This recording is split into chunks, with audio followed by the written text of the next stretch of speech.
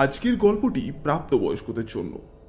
এই গল্পে কিছু পাশবিক ঘটনার উল্লেখ রয়েছে যা হয়তো আপনাকে মানসিকভাবে আঘাত দিতে পারে, তাই আমরা চাইব ক্ষুদে দর্শকেরা এটিকে এড়িয়ে চলবেন।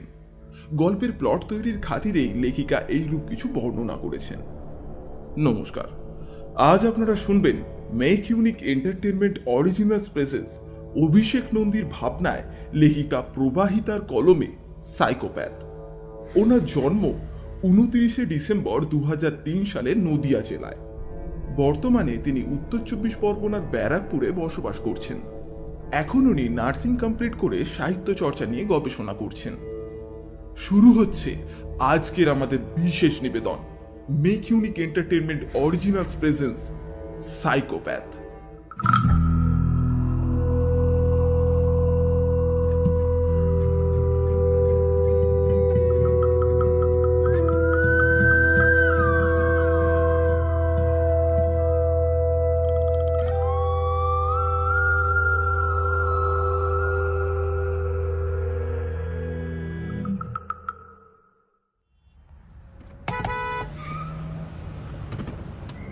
গাড়ির স্পিডোমিটারের কাঁটাটা তখন প্রায় 70 ছুঁয়ে ছুঁয়ে। সামনেই চৌরাস্তার মোড়। গাড়ির যা গতি তাতে 1-1.5 মিনিটই লাগার কথা মোড় মাথা অব্দি পৌঁছাতে। এখনই গাড়িটাকে স্লো করা দরকার, না হলে যে কোনো মুহূর্তেই একটা বিপদ ঘটে যেতে পারে। সোমলতা আর না বলে থাকতে পারলো না। কি গো, গাড়িটা একটু স্লো করো। ব্রেক তো অনেকক্ষণ ধরে কষছি, কিন্তু ব্রেকটা লাগছে না। হয়তো ব্রেকটা জাম হয়ে গেছে। সে কি?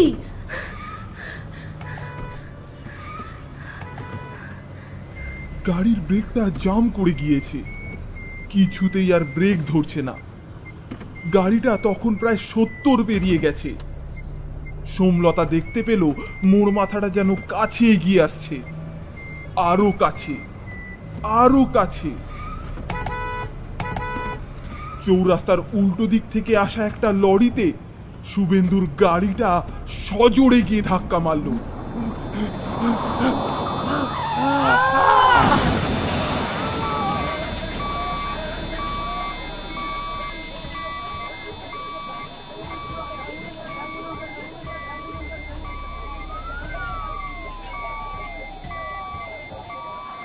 গাড়ির বনেটটা লরির লোহাকার দেহতে ধাক্কা খেয়ে দুমড়ে মুচড়ে একসা হয়ে যায়।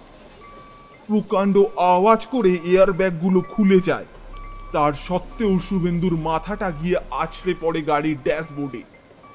গাড়ির ভেঙে যাওয়া কাঁচের টুকরোগুলো গেঁথে যায় সোমলতার বুকের মধ্যে।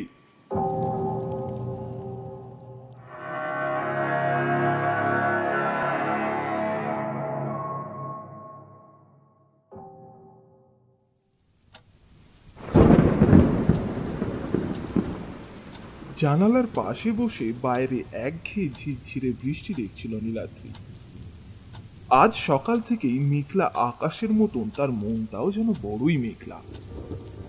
একঘেয়ে জীবনের বেরঙিন মুহূর্তগুলি যেন কিছুতেই কাটতে চায় না। চকিতেই মা বাবার কথা মনে পড়ে যায়। চোখের সামনে যেন ভেসে ওঠে সেই দিনগুলো।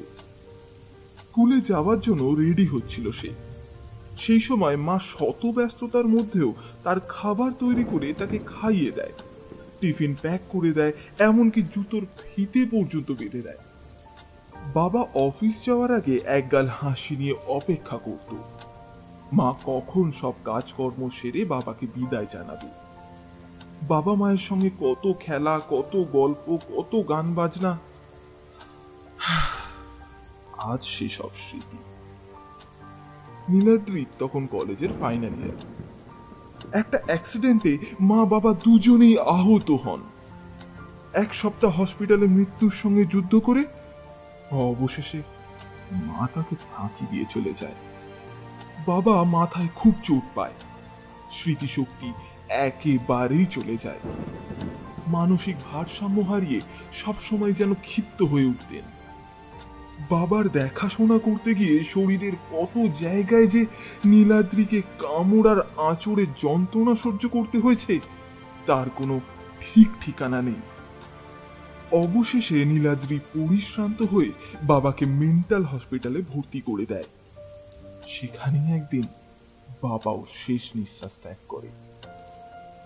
আসলে কি জানেন তো, বাবা মা মরে যাওয়ার যে দুঃখটা, সেটা হয়তো আমি আপনারা কোনোদিনই বুঝতে পারবো না। যে অবস্থায় নীলাদ্রি এখন আছে, সেটা হয়তো আমাদের কাছে কল্পনাটাও অস্বাভাবিকই বটে। এত বড় পৃথিবীতে বড় একা হয়ে যায় বাবা মায়ের একমাত্র সন্তান। এতক্ষণ সেই সব কথাই ভাবছিল নীলাদ্রি। আত্মীয় স্বজনেরা প্রথম প্রথম সহানুভূতি দেখালেও আস্তে আস্তে তারাও দূরে সরে যায়। সংসার চালানোর জন্য প্রাইভেট টিউশনের ওই সামান্য কটা টাকা দিয়ে নীলাদ্রির একার সংসার আর কিছুতেই চলছে না। একের পর এক অফিসে দ্বারস্থ হয় সে, কিন্তু সেখানেও ব্যর্থতা। তার কলেজের এক বন্ধু অমিয় আজকে ফোন করবে বলেছে। অমিয়র দাদু খড়গপুর থেকে প্রায় 50 কিলোমিটার দূরে এক প্রত্যন্ত গ্রামে থাকে। এক সময়কালে ওনাদের পূর্বপুরুষেরা সেখানকার জমিদার ছিলেন। বর্তমানে অমিয় সুপারিশে ওখানকারই এক চিনির মিলে হিসাবপত্র দেখাশোনার কাজ জুটে যেতে পারে, এই আশ্বাসই দিয়েছিল অমিয়। আজ সকালে সে ফোনে জানাবে সেই চাকরিটার ব্যাপারে, কিন্তু সকাল 9টায় অমিয়র ফোন করার কথা। এখন প্রায় 10:30। কই কই এখনো তো ফোন এলো না অমিয়র। চঞ্চল হয়ে ওঠে নীলাদ্রি। তবে কি অমিয় ভুলে গেল ব্যাপারটা, নাকি এই চাকরিটা ওর হাত ছাড়া হয়ে গেল? ঠিক তখনই মোবাইল ফোনটা বেজে ওঠে।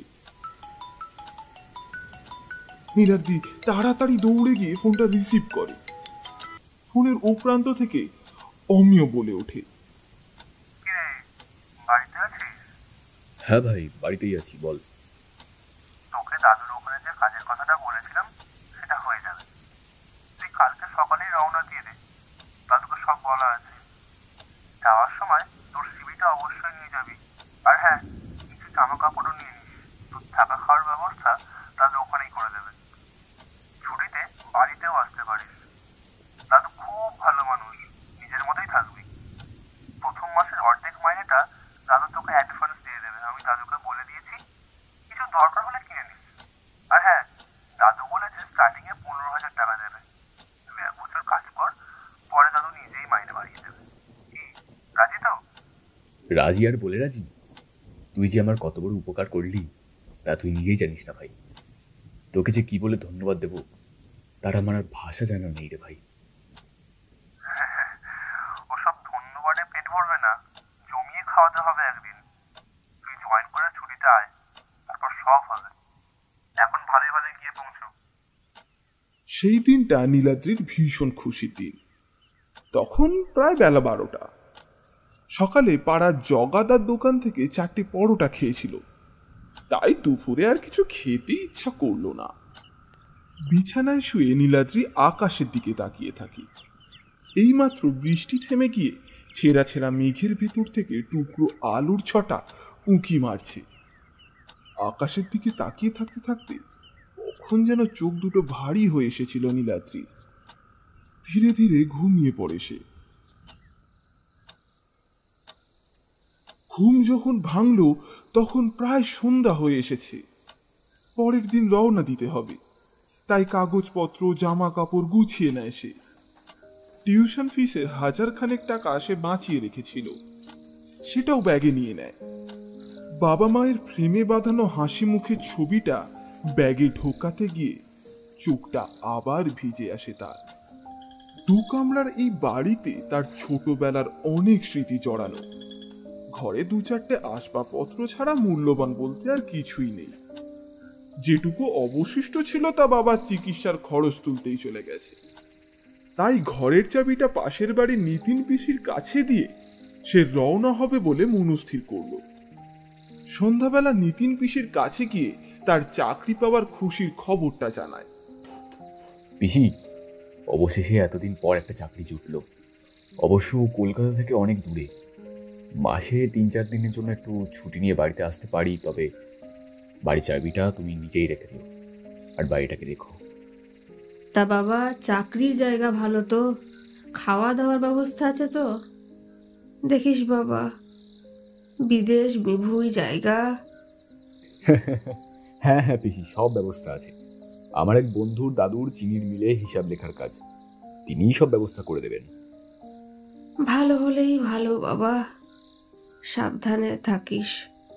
কি আর বলি, মা বাপ মরা অসহায় ছেলে, নিজের খেয়াল রাখিস। বাবা মা মারা যাবার পর নিজের লোক যখন ধীরে ধীরে দূরে সরে গেছে, তখন এই পাশের বাড়ির নিতিন পিসি নিজের মায়ের মতন যত্ন করেছে। পিসি একা মানুষ, স্বামী মারা গেছেন অনেক দিন আগেই। নিতিন পিসির একটাই ছেলে, সেও আবার চাকরি সূত্রে বাইরে থাকে। পিসি নীলাদ্রিকে নিজের ছেলের মতনই ভালোবাসেন। পিসির কাছ থেকে বিদায় নিয়ে নীলাদ্রি সামান্য কিছু খেয়েই তাড়াতাড়ি শুয়ে পড়ে। পরের দিন খুব ভোরে স্নান সেরে নিজের জিনিসপত্রের ব্যাগটা নিয়ে হাওড়া স্টেশনে পৌঁছায়। নীলাদ্রির ট্রেনের সময় জানা ছিল না, তাই সে একটু আগেই পৌঁছে যায়।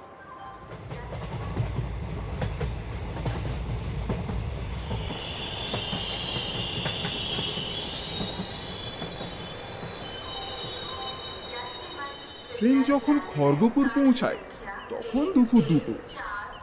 হাত ঘড়ির দিকে তাকিয়ে চারিদিকটা ভালো করে দেখে নেয় সে। মনে মনে ভাবে, এখান থেকে প্রায় 50 কিলোমিটারের পথ, তাহলে তো বাসে অনেকক্ষণ সময় লাগবে। সেই সকালে বেরিয়েছে, বিশেষ কিছু খেয়েও বেরোনো হয়নি। নিতিন পিসি 4টে রুটি করে দিয়েছিল আর একটু আলু ভাজা, তাই খেয়ে বেরিয়েছিল নীলাদ্রি। পিসি টিফিন করে দিতে চেয়েছিল, কিন্তু নীলাদ্রি মানা করে। এখন বেশ খিদে পেয়েছে। স্টেশনের বাইরের একটা গুমটি দোকানের কাছ থেকে গরম গরম কচুরি পেট ভরে খেয়ে নেয় সে। অনেকক্ষণের বাস জার্নি, পেট ভরে খেয়ে নেওয়াটাই ভালো।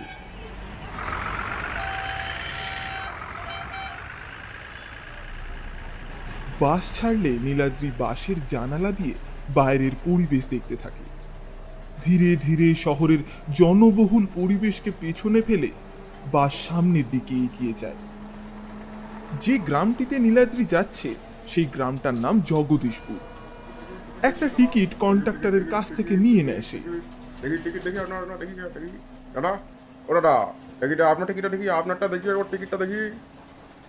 বাসের একঘেয়ে জার্নি আর ওই ইঞ্জিনের শব্দ আর সহ্য হচ্ছে না নীলাদ্রি, বড্ড বিরক্ত লাগছে।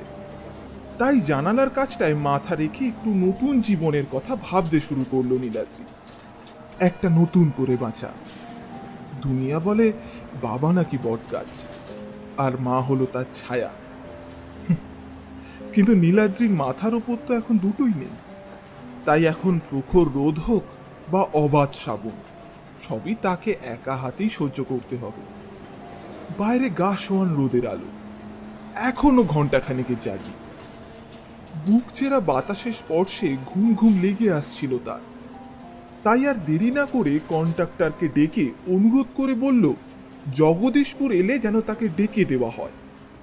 কন্ডাক্টর তাকে সম্মতি জানিয়ে আশ্বস্ত করলে সে নিশ্চিন্ত হয়ে দু চোখের পাতাটাকে বিশ্রামের দিকে ঠেলে দেয়।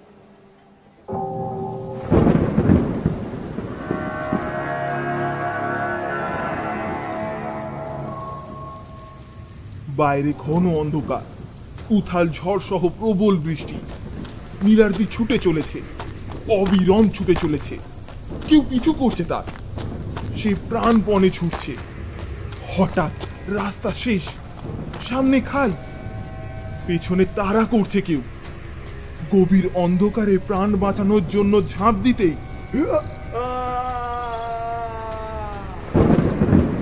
ধর্মর করে উঠে পড়েনি। তার ভীষণ শীত লাগছে। বাইরের পরিবেশ সম্পর্কে বুঝতে তাকে বেশ বেগ পেতে হলো। ঘুম ঘুম চোখে চারিদিকটা উদ্ধার করে সে বুঝল সেই শান্ত দুপুর এখন বিভীষিকাময় রাতে পরিণত হয়েছে। সঙ্গে তার শীত লাগার কারণ হলো বাইরের প্রবল বজ্রপাত সহ ঝড় বৃষ্টি। নীলাদ্রির হুঁশ ফেরে, জগদীশপুর যাওয়ার কথা ছিল তার। মাথা বাড়িয়ে উঠতেই দেখে সামনের সিটে কন্ট্রাক্টর ঝিমোচ্ছে। মেজাজ বিগড়ে যায় তার। জগদীশপুর আসেনি এখনো?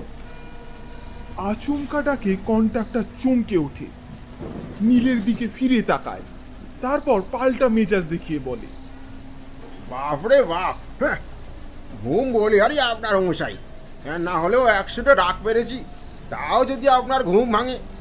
হ্যাঁ জগদীশপুর তো কখন ছেড়ে গেছে। কি ছেড়ে গেছে? আপনি আমায় ডাকেননি কেন? এখন এত রাতে নির্জন জায়গায় আমি কোথায় যাব? শুনুন শুনুন, মাত্র 2টো স্টপেজই ছেড়েছেন, ঠিক আছে? একটু এগিয়ে গেলে ওই বড় রাস্তায় উঠলেই ওই গাড়ি ঘোড়া কিছু একটা পেয়ে যাবেন। হ্যাঁ, আর এখনো সময় আছে, বেরিয়ে পড়ুন, যান যান বলি আর সব। হ্যাঁ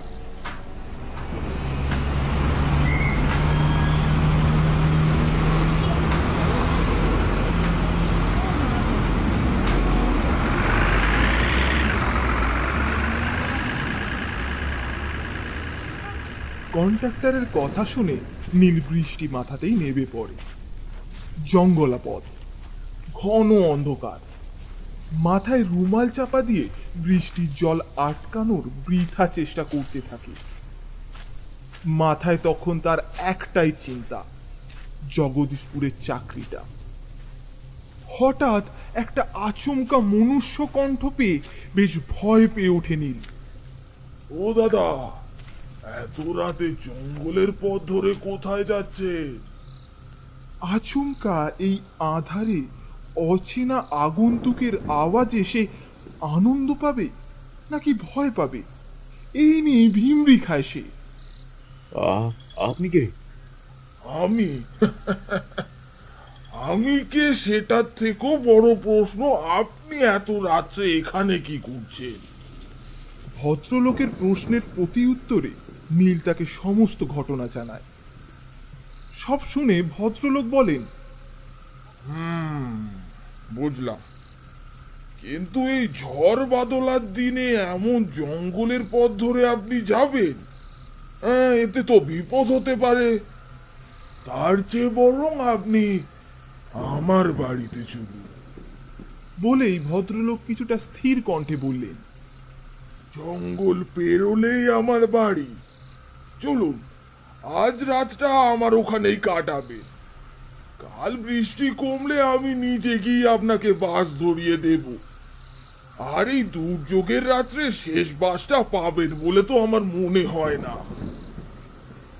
ভদ্রলোকের কথায় নীল ভাবে, সত্যি এই বিপর্যয়ের রাত্রে একলা অচেনা জায়গায় ভবঘুরের মতন ঢু মেরে বেড়ানোর থেকে ভালো ওনার বাড়িতে যাওয়াই। এমনিতেও ভদ্রলোকের কথা শুনে তো কোনো অসুবিধাজনক কিছু লাগছে না। বৃষ্টি প্রায় ধরে এসেছে। কাদা মাখা জল ছপছপে পথ ধরে ছায়ার মতন হেঁটে চলেছে দুটি মানুষ। থেকে থেকেই বার কয়েক বিদ্যুৎ চমকালো। সেই চমকানিতে নীল লোকটার হাতে একটা থলি দেখতে পায়। কি আছে তাতে তা নিয়ে সামান্য কৌতূহল জাগলেও সেটা সে চেপেই রাখে। অহেতুক তার ব্যক্তিগত সম্পত্তি সম্পর্কে আগ্রহ সে দেখাতে চায় না। চাপা নীরবতায় বিদ্যুতের বুক কাঁপানো শব্দে নীলের থেকে থেকেই পিলে চমকে ওঠে। নীরবতাটাকে ভঙ্গ করার জন্য সে বলে ওঠে, আপনাকে অসংখ্য ধন্যবাদ। এমন বিপর্যয়ের মধ্যে আপনি আমার জন্য এতটা ঝামেলা পোহাচ্ছেন। সত্যি বর্তমান যুগে আপনার মতো মানুষ খুবই কম দেখা যায়। আপনার এই কৃতজ্ঞতা আমি জীবনে ভুলব না।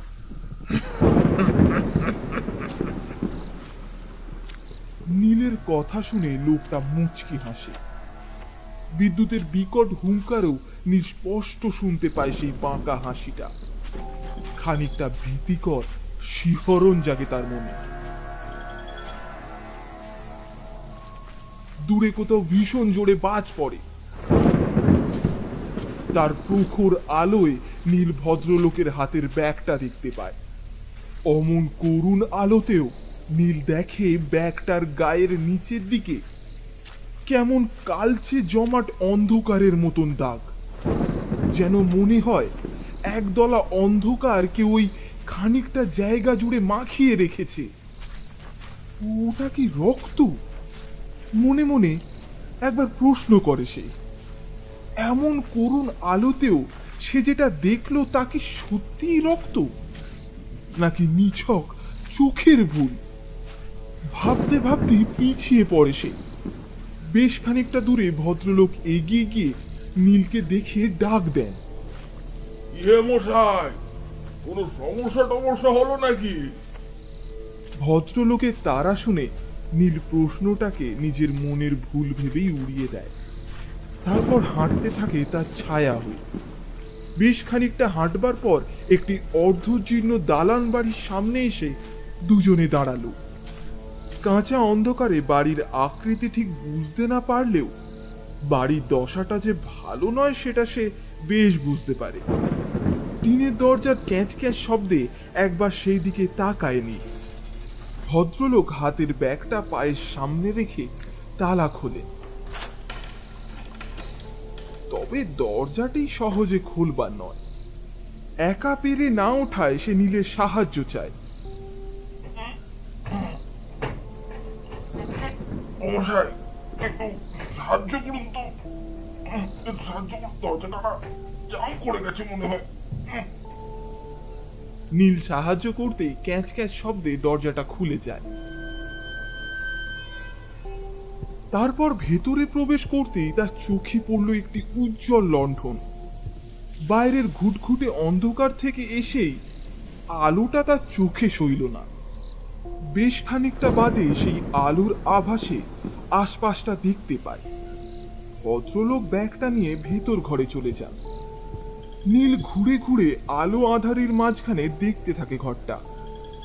দেওয়ালের গায়ে কিছু সার্টিফিকেট জাতীয় টাঙানো। লণ্ঠনটা হাতে তুলে নেয় নীল।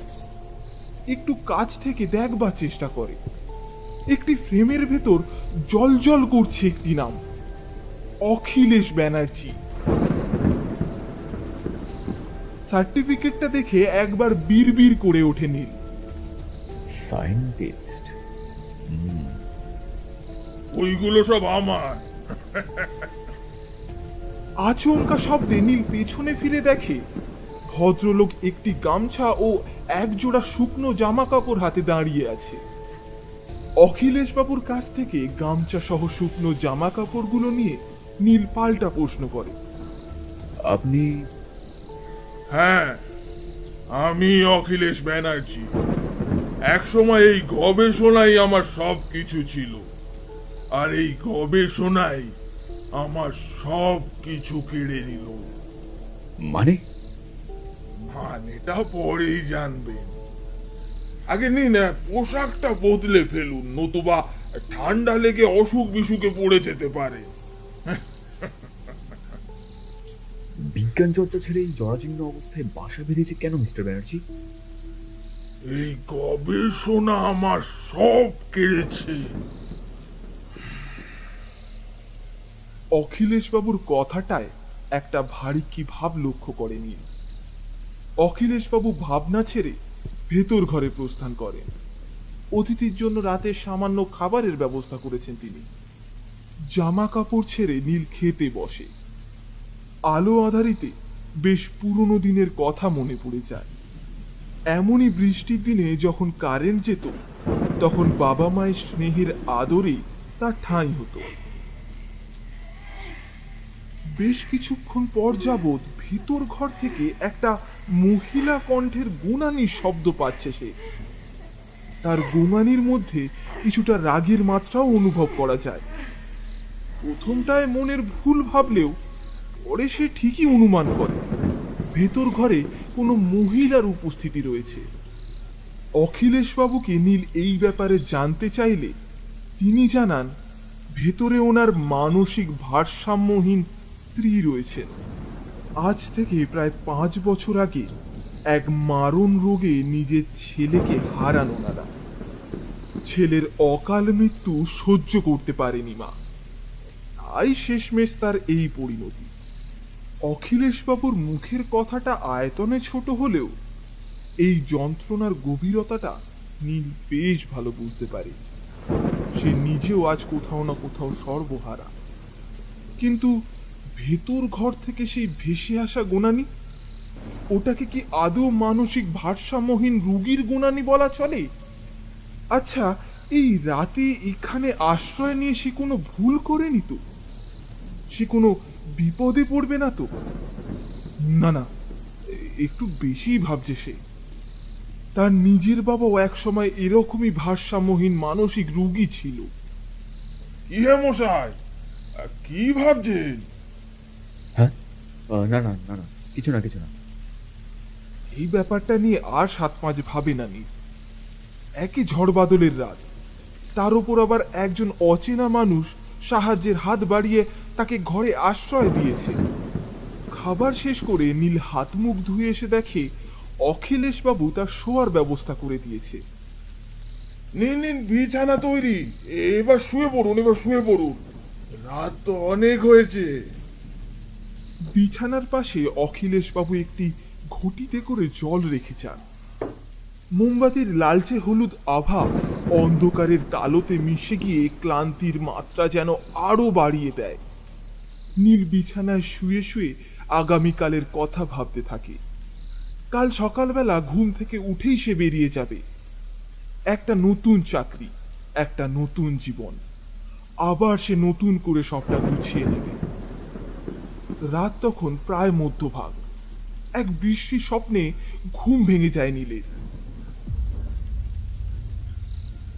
কোনো এক পাহাড়ের খাদের পাশ ধরে কেউ তাকে তাড়া করে চলেছে। সে পাগলের মতন প্রাণ বাঁচানোর দায়ে ছুটে চলেছে। ঘন অন্ধকার, এলোমেলো রাস্তা। হঠাৎ কোন এক গহ্বর তাকে যেন গ্রাস করে নিতে চায়। ব্যাস, তারপরেই ঘুমটা ভেঙে যায় তার। উঠে বসে মাথার কাছে রাখা তামার ঘটি থেকে কিছুটা জল পান করে সে।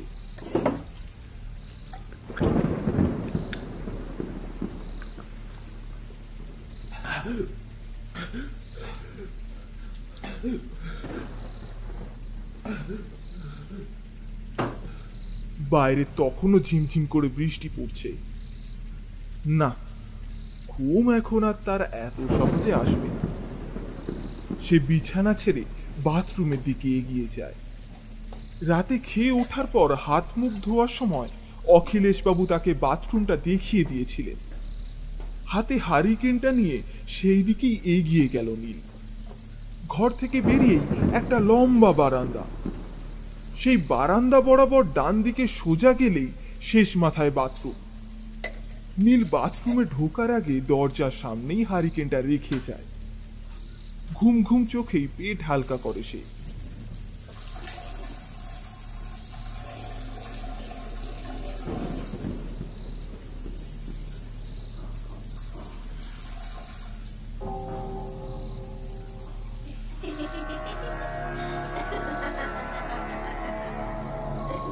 কিন্তু হঠাৎ গাটা যেন তার শিউরে ওঠে।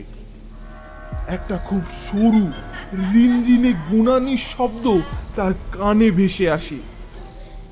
নীলের ঘুমে ভার হয়ে আসা চোখে তখন অজানা কোনো বিভীষিকার ভয়। আস্তে আস্তে সে পেছনে ফিরতে থাকে। পেছনে ফিরে তাকাতেই যেন বুকের মাঝখানে বজ্রপাত হয় তার। হারিকেনের হলুদ জোরালো আলো এসে দেখতে পায় এক নারী অবয়ব। নারী অবয়ব বললে বোধহয় ভুল বলা হবে। এ তো কোনো সাধারণ নারী নয়। এক গুচ্ছ কোঁকড়া চুলে মুখের সামনেটা ঢেকে আছে। গায়ের শাড়িটা যেন কোনো রকমে আটকানো। হলুদ আভার মাঝেও সেই নারীর লালচে চোখের চাউনি নীল স্পষ্ট দেখতে পায়। বিকট এক খিলখিলে হাসিতে সে বলে ওঠে,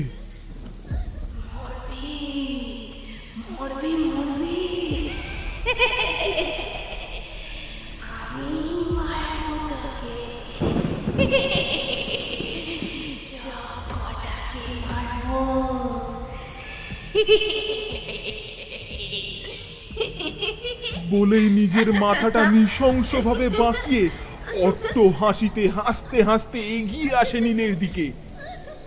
চোখ বন্ধ করে কোনো দিকে না তাকিয়ে নীল ছুটে আসে ঘরের ভেতরে। দরজা ধাক্কাতে লাগে অখিলেশ বাবুর ঘরে।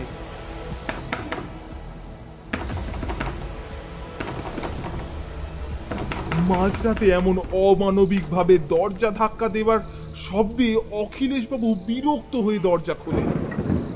তারপর রীতিমতো বিরক্ত হয়ে বলেন, ইয়ে মশাই, এত রাত্রে দরজায় জোরে জোরে ধাক্কা মারছেন কেন? কি সমস্যা? নীল ভয়ার্থ গলায় হাঁপাতে হাঁপাতে বলে, ওখানে ওখানে ওখানে ওখানে? কোনখানে? কি কোনখানে? আরে ভালো করে বলুন, কি হয়েছে? Bathroom bathroom bathroom? কি হয়েছে বাথরুমে? বাথরুমের সামনে একটা মহিলা। উফ, কি ভয়ঙ্কর! আপনাদের বাড়ি এত অদ্ভুত কেন? আসার পর থেকে অদ্ভুত ঘটনা ঘটেই চলেছে আমার সঙ্গে। মানে? মানে মানেটা তো আপনি বলবেন। আপনি বলেছিলেন বাড়িতে আপনি আর আপনার মানসিক স্থিতিহীন স্ত্রী ছাড়া কেউ নেই। তাহলে আমি বাথরুমে কাকে দেখলাম? আর যাকেই দেখেছি সে কোনো শরীরই নয়, সে মানুষ নয়, সে নির্ঘাত রূপে অশরীরী। নীলের কথাটা শুনে অখিলেশ বাবু হালকা ধমকে সুরে বলেন, আরে দূর মশাই, রাত বিরেতে কি সব পাগলের মতন কথাবার্তা বলছেন? ওসব আপনার মনের ভুল। যান তো, শুয়ে পড়ুন, এবার শুয়ে পড়ুন। মনের ভুল? অখিলেশ বাবু, আমি যাকে দেখেছি তাকে নিতান্তই মনের ভুল বলে ছেড়ে দেওয়া যায় না। আচ্ছা আচ্ছা আচ্ছা, ঠিক আছে ঠিক আছে। আচ্ছা, আপনি কি কি দেখেছেন ঠিক করে বলুন। অখিলেশ বাবুর প্রশ্নের উত্তরটা দিতে যাওয়া মাত্রই নীলের মাথাটা যেন কেমন কেমন ঘুরতে লাগে। সে বুঝতে পারে তার শরীরটা যেন ধীরে ধীরে অবশ হয়ে যাচ্ছে, কিন্তু ভয়ের কারণে সে সেই দুর্বলতাটাকে প্রশ্রয় দিতে চাইছে না। নিখুঁতভাবে সে সমস্ত বিবরণ দেয়। সবটা শুনে অখিলেশ বাবু খানিকটা ঘাবড়ে গেলেও ভেতরে ভেতরে কিছু একটার প্রস্তুতি নিচ্ছিলেন। এদিকে নীলের মাথার যন্ত্রণাটা যেন ধীরে ধীরে বাড়তে লাগে। এক অসহ্য যন্ত্রণা হতে লাগে তার সর্বাঙ্গ জুড়ে। সে সেই ঘরে রাখা কাঠের চেয়ারের ওপর টাল সামলাতে না পেরে বসে পড়ে। অখিলেশ বাবুর নীরবতায় নীলের বিরক্তি যেন আরো বাড়তে থাকে। অন্যদিকে অখিলেশ বাবু এতক্ষণ চুপ থাকলেও এবার সামান্য হেসে ওঠেন। নীলের দিকে তাকিয়ে মুচকি মুচকি হেসে বলেন,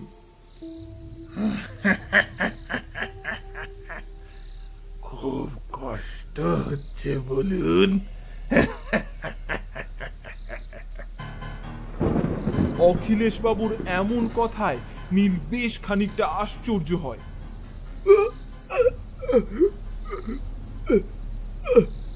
মানে মানে মানেটা খুবই সহজ, কিন্তু আপনার জন্য হয়তো সেটা খুব অসহনীয় হতে পারে।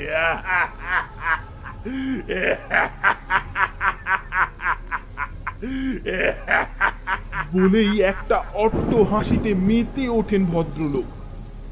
নীল কিছুতেই বুঝতে পারে না, তার মাথার মধ্যে সবকিছু যেন ওলট পালট হয়ে যাচ্ছে। অখিলেশ বাবু এক পা দু পা করে নীলের দিকে এগিয়ে আসে। আপনার মনে আছে খাওয়ার সময় আপনি কৃতজ্ঞতা বাবদ আমাকে বারে বারে একটা কথা বলেছিলেন যে আমি নাকি ভগবান সমূহ। এই দুনিয়ায় নাকি বিনা স্বার্থে কেউ কারোর সামান্যটুকুও সাহায্য করে না। সেখানে দাঁড়িয়ে আমি আপনার অচেনা হওয়ার সত্ত্বেও আপনাকে বিনা স্বার্থে সাহায্য করেছি। কথাটা আপনি ঠিকই বলেছিলেন।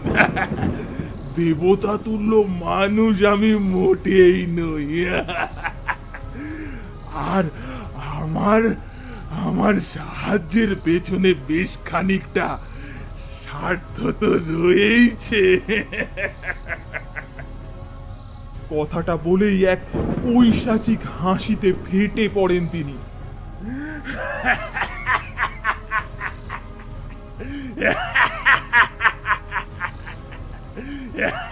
নীল কিছুই বুঝতে পারে না। মাথায় অসহ্য যন্ত্রণা হতে থাকে, তার শরীর অবশ হয়ে যায়। অখিলেশ বাবুর কথা তার বোধগম্যে না হলেও সে বুঝতে পারে এই মানুষটি আর সুবিধের নেই। সামান্য হেসেই অখিলেশ বাবু নীলকে বলে ওঠেন,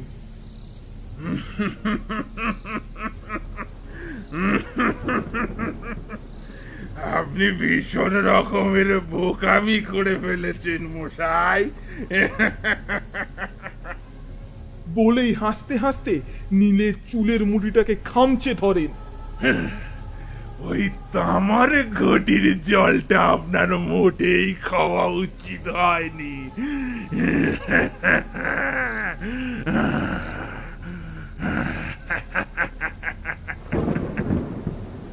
নীল গায়ে সামান্য শেষ শক্তি দিয়ে চেষ্টা করে চুলের মুঠিটাকে ছাড়ানোর, কিন্তু সবই বৃথা। ওই ঘটির জলে এই শয়তানটা আগে থেকেই যে কিছু মিশিয়ে রেখেছিল সেটা এখন একেবারেই স্পষ্ট। অখিলেশবাবু তার মুখটাকে নীলের মুখের সামনে এনে দাঁত বার করে পৈশাচিকভাবে হাসতে থাকে।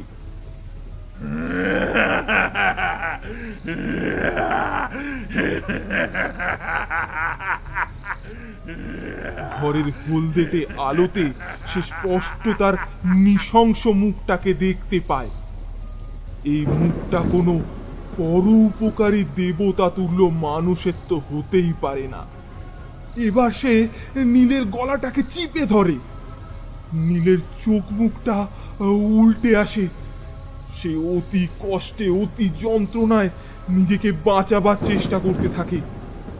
নীলের গলাটাকে টিপে ধরে অখিলেশবাবু বলেন,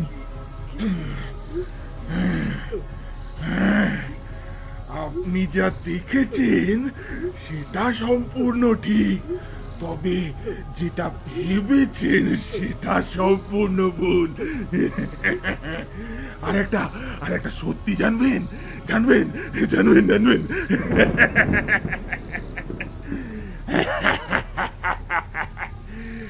আমার ছেলের মৃত্যুর জন্য দায়ী আমি নিজেই।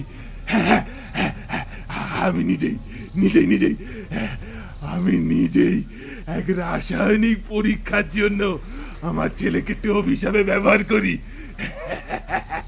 আর সেই রাসায়নিকের মাত্রা সহ্য করতে না পেরে আমার ছেলের মৃত্যু হয়।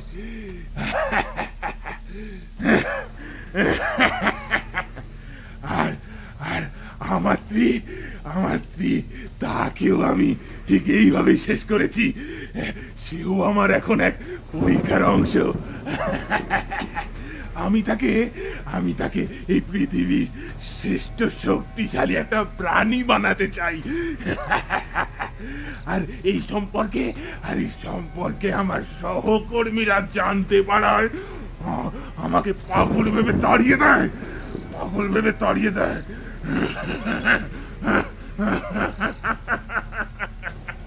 অখিলেশবাবুর কথাটা শুনে নীলের চোখ বিস্ফারিত হয়ে ওঠে। আসবার পথে আমার হাতে একটা থলি দেখেছিলেন না? জানেন তাতে কি ছিল? জানেন কি ছিল?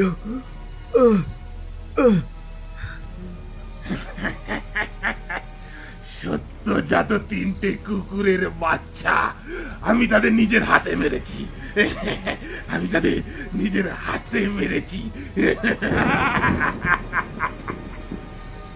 নীল বিস্ময়ে ও ভয়ে তার দিকে তাকিয়ে থাকে।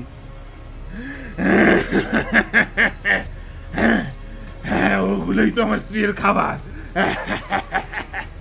আর ওইগুলো যোগান দিতেই তো আমি প্রতি রাতে বাইরে বের হই। কাজও বেরিয়েছিলাম তখনই তো আপনি আমার নজরে পড়েন। আর আর জানেন আপনাকে কেন সাহায্য করেছিলাম? কারণ কারণ আপনি তো হবেন আমার স্ত্রীর পরবর্তী খাবার। নীলের মাথা আর কিছুতেই কাজ করছে না। সে এবার কি করবে?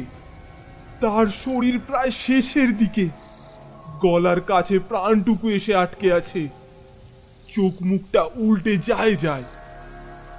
প্রতিদিন তার জন্য ছোটখাটো প্রাণী আমাকে মারতে হয়, আর আপনাকে মারলে এই সপ্তাহটা তার খুব সুন্দরভাবে চলে যাবে। কি বলেন? কি বলেন? কথাটা বলেই সে ভেতরের ঘর থেকে একটা ধারালো অস্ত্র আনতে যায়। বাইরে আসতেই অখিলেশবাবু লক্ষ্য করলে চেয়ারটা ফাঁকা, নীল নেই। আশ্চর্য হয়ে ভ্রু কুঁচকে সে ভাবতে থাকে, কোথায় গেল নীল? ভাবতেই পেছনে ফিরে তাকাতেই সজোরে তার মাথায় একটা আঘাত লাগে। অখিলেশবাবুর হাত থেকে ছুরিটা পড়ে যায়। তৎক্ষণাৎ জ্ঞান শূন্য হয়ে তিনি পড়ে যান মাটিতে। দেখা গেল নীলের হাতে সেই তামার ঘটিটা। অখিলেশবাবু তাকে কাটবেন বলে যখন ভেতর ঘরে ছুরি আনতে যান, তখন অতি কষ্টে গায়ে সমস্ত জোর লাগিয়ে নীল উঠে গিয়ে দরজার কাছে দাঁড়ায়। আর ঠিক তখনই তার চোখে পড়ে তামার ঘটিটা। অস্ত্র হিসাবে সেটাকেই ব্যবহার করে সে। শরীর ক্লান্ত হলেও মস্তিষ্ক তখন তার প্রবল। হারিকেনের তেল সারা ঘরে ছিটিয়ে দিয়ে সেখানে আগুন জ্বেলে বেরিয়ে এসে বনের পথ বরাবর ছুটতে থাকে সে।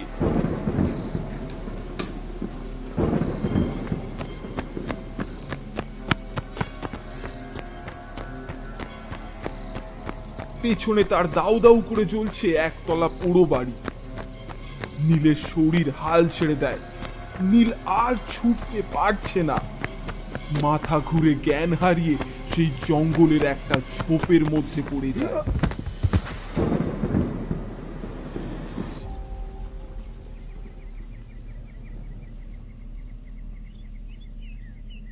সকালের দিকে বৃষ্টি তখন ইলশে গুড়ি।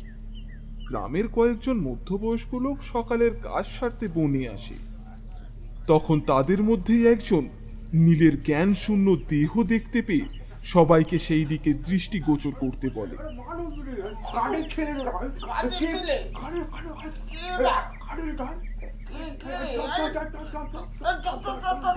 সবাই ধরাধরি করে তাকে নিয়ে গিয়ে চোখে জল দেয়।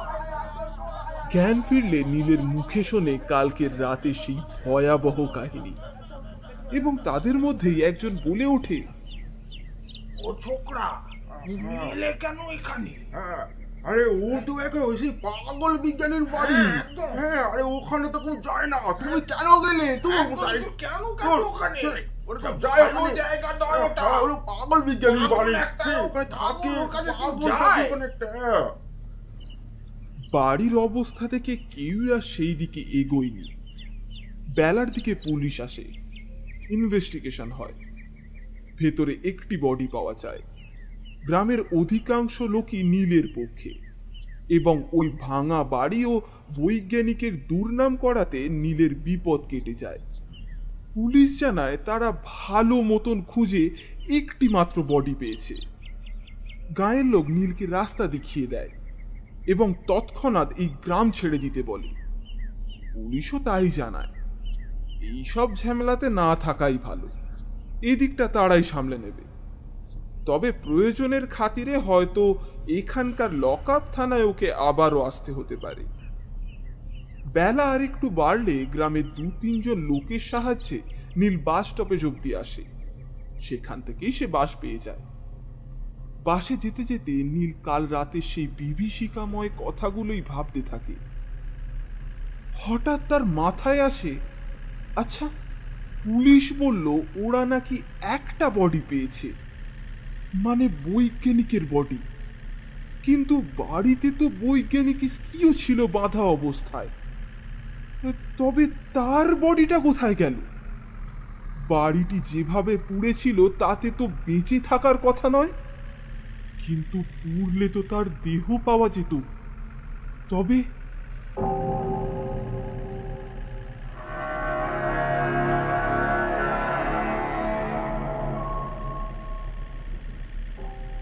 নীল এই সবই ভাবছে, এমন সময় বাসটা জোরে ব্রেক কষলো।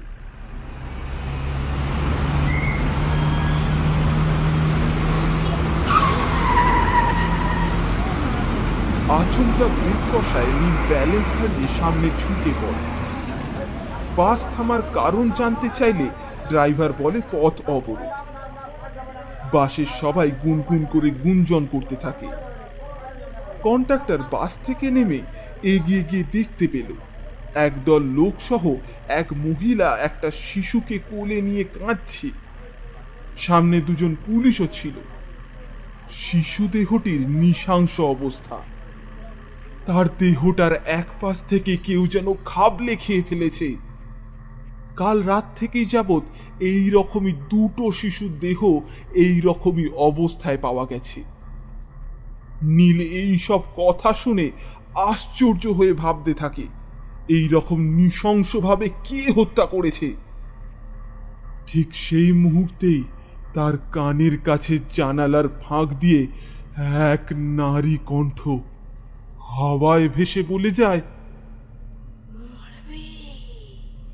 তুই মরবি, আমি আমি আমি মারব, সবাইকে আমি মারব। বলেই হাসতে হাসতে মিলিয়ে যায় সেই কণ্ঠস্বর।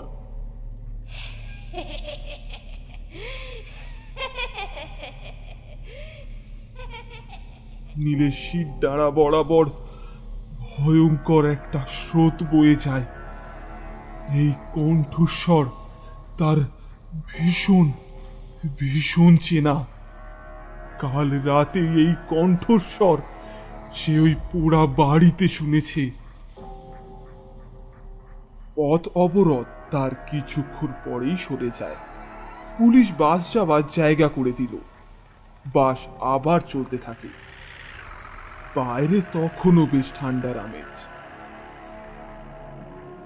কিন্তু নীল জানে গল্প এখনো শেষ হয়নি, এই তো সবে শুরু। কি কেমন লাগলো গল্পটা? হ্যাঁ জানি এই দ্বিতীয় পার্টটা এখনো আসা বাকি আছে, খুব তাড়াতাড়ি আসবে, কিন্তু তার জন্য আপনাদেরকে একটা কাজ করতে হবে। কি বলুন তো? সেটা হলো এই ভিডিওটিতে 1000টা লাইক করে দিতে হবে, আর অন্তত 100টা কমেন্ট তো করতেই হবে। তাহলে আর দেরি না করে এখনই করে ফেলুন। আজ আপনারা শুনলেন make unique entertainment originals presence Abhishek নন্দীর ভাবনায় লেখিকা প্রবাহিতার কলমে সাইকোপ্যাথ।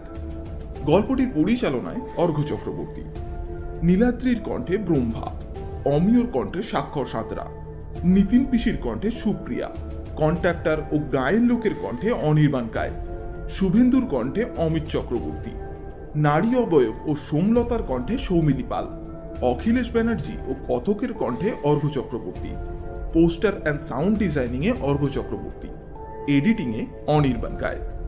আজকের মতন বিদায়। আগামী শুক্রবার টিম মেক ইউনিক এন্টারটেনমেন্ট আপনাদের জন্য আরও একটি নতুন ও রোমাঞ্চকর গল্প নিয়ে হাজির হচ্ছে। ততক্ষণ পর্যন্ত ভালো থাকুন, সুস্থ থাকুন। আর প্রথমে কি বললাম মনে আছে তো? একদম করে ফেলুন। Like, share, subscribe and comment.